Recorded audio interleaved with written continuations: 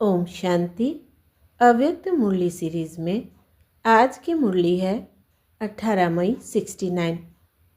शीर्षक है रूहानी ज्ञान योग के ज्योतिषी। आप सभी ने बुलाया या बाप दादा ने आप सभी को बुलाया है? किसने किसको बुलाया है? जो बच्चे बाप के कर्तव्य में निमित्त बने हुए हैं, उन्हों को यह बात हर वक्त याद रहनी है कि हमें हर समय हर हालत में एवरेडी और ऑलराउंडर होना है। अगर यह दो बातें सभी में आ जाए तो सर्विस का सबूत श्रेष्ठ निकल सकता है। लेकिन नंबरवार पुरुषार्थ अनुसार यह बातें हैं। आप निमित्त बने हुए बच्चों को यह स्लोगन याद रखना चाहिए कि हम जो कर्म करेंगे मुझे देख और सभी करेंगे। हर समय अपने को ऐसा समझो जैसे ड्रामा की स्टेज पर सभी के सामने हम पार्ट बजा रहे हैं। एक होता है अपने आप से रिहर्सल, एक होता है स्टेज पर सभी के सामने पार्ट बजाना। तो स्टेज पर एक्ट करने वाले का अपने ऊपर कितना ध्यान रहता है। एक एक एक्ट पर हर समय अटेंशन रहता है। हाथों पर, पाँवों पर, आँखों पर, सभी पर ध्यान रहता है। अगर कोई भी बात नीचे ऊपर होती है तो एक्टर के एक्ट में शोभा नहीं देती। तो ऐसे अपने को समझ कर चलना है। 3 मिनट का रिकॉर्ड जब भरते हैं तो कितना ध्यान देते हैं? आप सभी भी अपने 21 जन्मों का रिकॉर्ड भर रहे हो, तो भरते समय बहुत ध्यान रखना है। रिकॉर्ड में ज़रा भी नीचे ऊपर हो जाता है तो वो रिकॉर्ड हमेशा के लिए रद्दी हो जाता है। तुम्हारा भी 21 जन्मों के लिए सतयुगी राजधानी का जो रिकॉर्ड भरता है तो वो रद्द ना हो जाए। रद्द हुआ तो फिर दूर हो जाते हैं। तो यह सोचना चाहिए हमारे हर कर्म के ऊपर सभी की आँख है। एक्टर्स जब देखते हैं कि हमको सभी देख रहे हैं तो खास अटेंशन रहता है। कोई देखने वाला नहीं होता है तो अलबेलापन रहता है। तो हमेशा समझना चाहिए हम भले अकेलेपन में कुछ करते तो भी सृष्टि के सामने हैं। सारी सृष्टि की आत्माएं चारों ओर से हमें देख रही है। अगर एक एक फूल ऐसा संपूर्ण और सुंदर हो जाए तो इस बगीचे की खुशबू कितनी फैल जाती। लेकिन क्यों नहीं फैलती? इसका कारण क्या? खुशबू के साथ साथ कहाँ कहाँ बीच में और बातें भी आ जाती है। भले खुशबू कितनी भी हो, लेकिन खुशबू से भी जल्दी फैलने वाली बदबू होती है, जो ज़रा सी बात सारी खुशबू को समाप्त कर देती है। अविनाशी खुशबूदार, जिसको सदा गुलाब कहते हैं। एक होता है सदा गुलाब, दूसरा होता है गुलाब, तीसरा होता है रूहे गुलाब। पहला नंबर है रूहे गुलाब।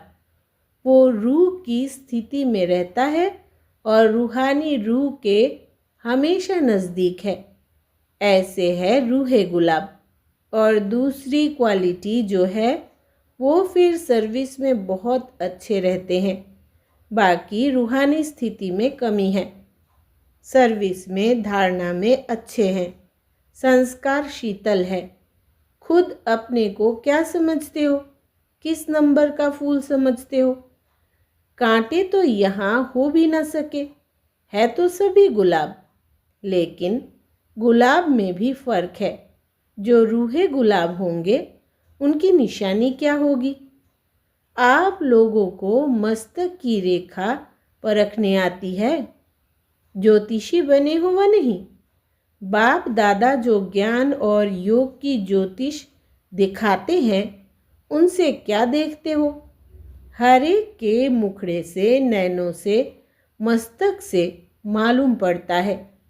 इसमें भी विशेष मस्तक और नैनों से मालूम पड़ता है। आप ज्योतिषी बनकर हर एक को परख सकते हो। नैनों में और मस्तक में वो रेखाएं जरूर रहती है। किसको परखना, यह भी ज्योतिष विद्या है। तो यह जो विद्या है परखने की, यह कईयों में कम है। ज्ञान और योग सीखते हैं, लेकिन यह परखने की ज्योतिष विद्या भी जाननी है। कोई भी व्यक्ति सामने आए तो आप लोगों को तो 1 सेकंड में उनके तीनों कालों को परख लेना चाहिए। एक तो पास्ट में उनकी लाइफ क्या थी और वर्तमान समय उनकी वृत्ति, दृष्टि और भविष्य में कहाँ तक यह अपनी प्रारब्ध बना सकते हैं, यह जानने की प्रैक्टिस चाहिए। यह परखने की जो नॉलेज है वो बहुत कम है। यह कमी अभी भरनी चाहिए। वर्तमान समय जो आने वाला है उसमें अगर यह गुण नहीं होगा, कमी होगी, तो धोखे में आ जाएंगे। कई ऐसी आत्माएं आपके सामने आएंगी जो अंदर एक और बाहर से दूसरी होंगी। परीक्षा के लिए आएंगी, क्योंकि कई समझते हैं कि यह सिर्फ रटे हुए है। तो कई रंग रूप से, आर्टिफिशियल रूप में भी परखने लिए आएंगे, भिन्न भिन्न रूप से। इसलिए यह ध्यान रखना है कि यह किस लिए आए हैं, उनकी वृत्ति क्या है। और अशुद्ध आत्माओं की भी बड़ी संभाल करनी है। ऐसे ऐसे केस भी बहुत होंगे। दिन प्रतिदिन पाप आत्माएं तो बहुत होते हैं। आपदाएं, अकाल मृत्यु, पाप कर्म बढ़ते जाते हैं। तो उन्हों की वासनाएं जो रह जाती है वो फिर अशुद्ध आत्माओं के रूप में भटकती है। इसलिए यह भी बहुत बड़ी संभाल रखनी है। कोई में अशुद्ध आत्मा की प्रवेशता होती है तो उनको भगाने लिए एक तो धूप लगाते हैं और आग में चीज़ को तपाकर लगाते हैं और लाल मिर्ची भी खिलाते हैं। तो आप सभी को फिर योग की अग्नि से काम लेना है। हर कर्मेंद्रियों को योगाग्नि में तपाना है, फिर कोई वार नहीं कर सकेंगे। थोड़ा भी कहाँ ढीलापन हुआ, कोई भी कर्मेंद्रिय ढीला हुई तो फिर प्रवेशता हो सकती है। वो अशुद्ध आत्माएं भी बड़ी पावरफुल होती है। वो माया की पावर भी कम नहीं होती। यह बहुत ध्यान रखना है। और कोई प्राकृतिक आपदाएं भी अपना कर्तव्य करेंगी। उसका सामना करने लिए अपने में ईश्वरीय शक्ति धारण करनी है। उस समय स्नेह नहीं रखना है। उस समय शक्ति रूप की आवश्यकता है। किस समय स्नेह मूर्त, किस समय शक्ति रूप बनना है, यह भी सोचना है।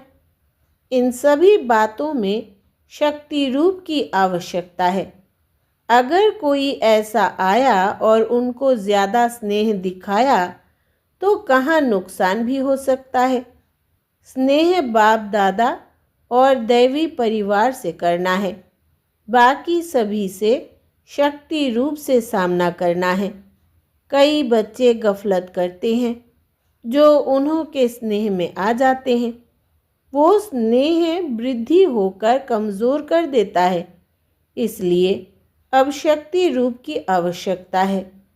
अंतिम नारा भी भारत माता शक्ति अवतार का गायन है। गोपी माता थोड़ी कहते हैं, अब शक्ति रूप का पाठ है। गोपिकाओं का रूप साकार में था, अब अव्यक्त रूप से शक्ति का पाठ है। हरेक जब अपने शक्ति रूप में स्थित होंगे तो इतने सभी की शक्ति मिलाकर कमाल कर दिखाएगी। यादगार रूप में अंतिम चित्र कौन सा दिखाया हुआ है? पहाड़ को अंगुली देने का। अंगुली यह शक्ति की देनी है। इसमें ही कलयुग पहाड़ खत्म होगा। इसमें हर एक की अंगुली की दरकार है। अभी वो अंगुली पूरी रीति नहीं दी है। उठाते ज़रूर है, परंतु कोई की कभी सीधी, कोई की कभी टेढ़ी हो जाती है। जब पूरी अंगुली होगी तब प्रभाव निकलेगा। एक जैसे अंगुली देनी है। इस कलयुगी पहाड़ को जल्दी अंगुली देकर फिर सतयुगी दुनिया को लाना है। साकार के साथ स्नेह है तो जल्दी जल्दी इस पुरानी दुनिया से चलने की तैयारी करो। आप कहेंगे अभी सर्विस कहाँ हुई है, लेकिन सर्विस भी किसके लिए रुकी है? अगर आप हर एक शक्ति रूप में स्थित हो जाओ तो आपके जो भूले भटके भक्त हैं ना चाहते भी चकमक अर्थात चुंबक के आगे आ जाएंगे। देरी नहीं लगेगी। अच्छा, ओम शांति।